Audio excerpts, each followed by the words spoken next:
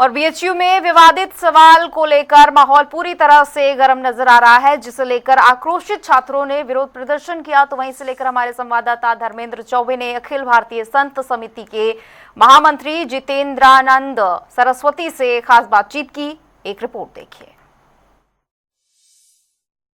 वाराणसी काशी हिंदू विश्वविद्यालय में एमए के 4th सेमेस्टर परीक्षा में ब्राह्मण शब्द आना और महिलाओं को कैसे उनके विकास के लिए रोका गया, इसको लेके अब सवाल धीरे धीरे बढ़ते जा रहा है और संत समाज में भी इसको लेकर नाराजगी है। हमारे साथ अखिल भारतीय संत समाज के महामंत्री हैं जितेंद्रानंद सरस्वती महाराज जी, आखिर ये ब्राह्मण शब्द पुलिस भर्ती परीक्षा में और फिर अब इतनी बड़ी बगिया पंडित मदन मोहन मालवीय जी की बोली जाती है, ऐसे जगहों पे ऐसे शब्द आने का मतलब क्या है? क्या इसकी साजिश समझी जाए? सीधी सी बात है, रूरल और जंगलों के नक्सली खत्म हुए, लेकिन विश्वविद्यालयों के अंदर बैठे अर्बन नक्सलियों ने अपना खेल प्रारंभ किया है। ब्राह्मणवादी, पितृसत्तात्मक। अरे ये वो देश है जहाँ 51 शक्तिपीठ, 10 दुर्गा, 10 महाविद्या, 9 दुर्गा और लक्ष्मी सरस्वती, मन धन से लेके विद्या तक की देवी है, कोई देवता नहीं है। और ये बात कौन लोग कह रहे हैं? तो ये अर्बन नक्सली परीक्षा के प्रश्न पत्रों में शब्दों को घुसा के हिंदू समाज के बीच जातिगत संघर्ष कराने का ये बड़ा षड्यंत्र है।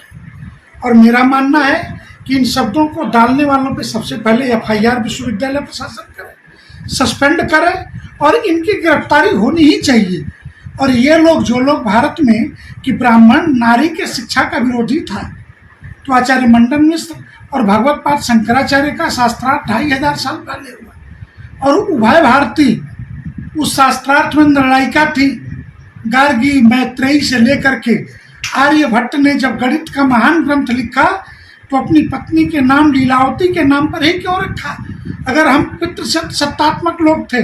और ये बात वो लोग करते हैं कि जो आज तक अमेरिका में राष्ट्रपति पद के चुनाव में किसी महिला को जीतने नहीं दिए। ये सारे साजिशों के पीछे कहीं कहीं वैदेशिक शक्तियां हैं। महाराज, मनुस्मृति में भी ये शब्द लिखा गया है कि नारी की प्रथम पूज्य होती है।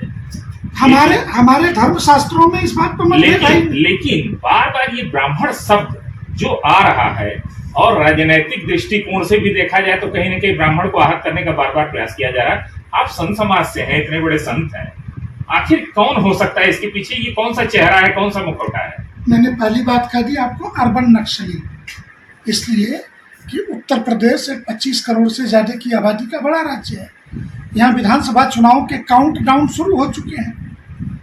यहाँ हिंदू हित, अयोध्या, मथुरा, काशी, ये सारे हिंदुत्व कैसे जुड़े मुद्दे हैं, इनकी काट कैसे हो सकती है? तो वो रोमन कैथोलिक चर्चों के जोशुआ प्रोजेक्ट के अंतर्गत हो सकती है, जो अर्बन नक्सलियों को धन मुहैया कराते हैं। और विश्वविद्यालयों के अंदर ऐसे प्रोफेसरों की ऐसी लिस्ट है, गृह मंत्रालय की जानकारी में होनी चाहिए। ये 116 प्रोफेसर अर्बन नक्सली इसी BHU में पिछले के 5-7 वर्षों के अंदर एंट्री कर गए। ये पहचाने भी गए। अर्बन नक्सलियों की बार बार सूची जारी हुई। तो देखिए, हमारे साथ सरस्वती जी का कहना है कि जो अर्बन नक्सली हैं उन पे बड़ी कार्रवाई हो और लगातार जो ये टारगेट किया जा रहा है विशेष समुदाय को लेके, इसे अब कहीं न कहीं तोड़ने का काम सरकार करे। धर्मेंद्र चौबे, जनता TV, वाराणसी।